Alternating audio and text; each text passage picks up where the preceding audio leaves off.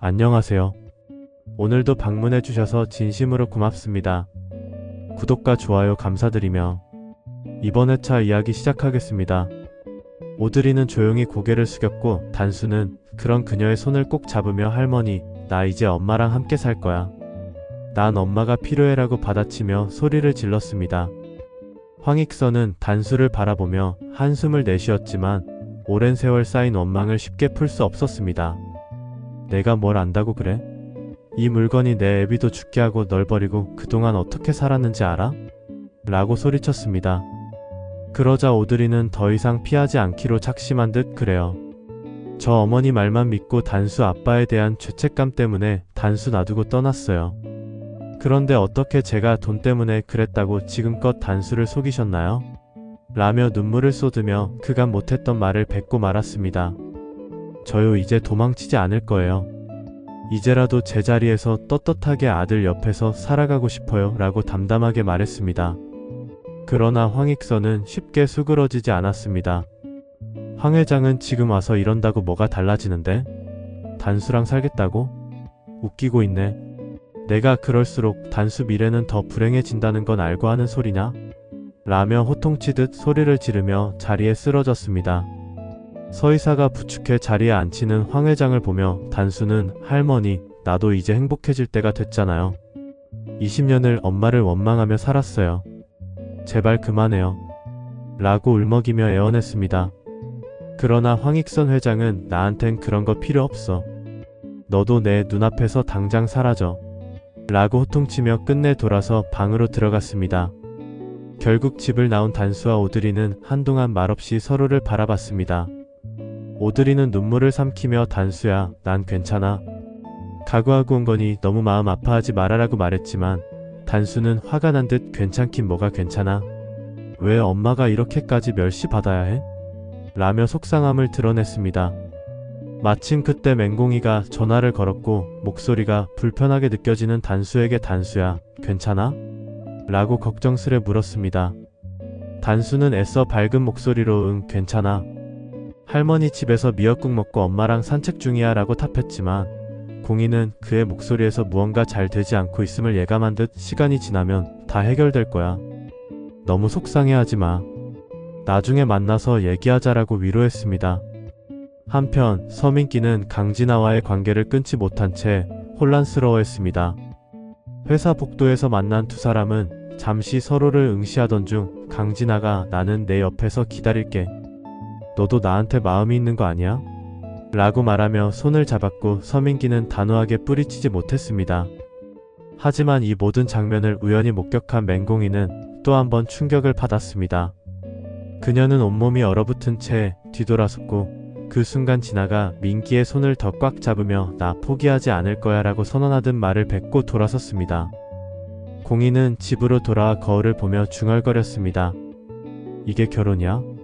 이게 부부야? 나는 뭘 위해 참고 있는 거야? 그 순간 민기가 집으로 들어왔습니다. 그는 여느 때처럼 무심한 표정으로 오늘 하루 어땠어? 라고 물었지만 공이는 아무 말도 하지 않았습니다. 민기는 이상한 낌새를 눈치채고 왜 그래? 라고 물었고 공이는 그제야 입을 열었습니다. 나 이제 그만할래요. 민기는 순간 당황하며 그게 무슨 소리야?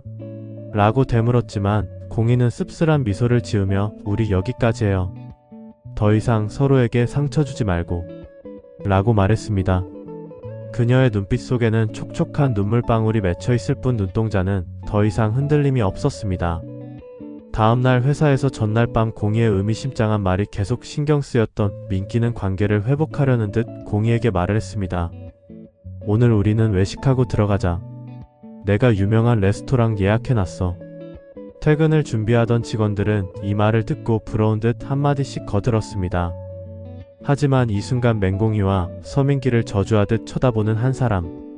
강진아만큼은 침묵을 지키며 두 사람을 응시할 뿐이었습니다. 이후 오랜만에 외식하는 서민기와 맹공이.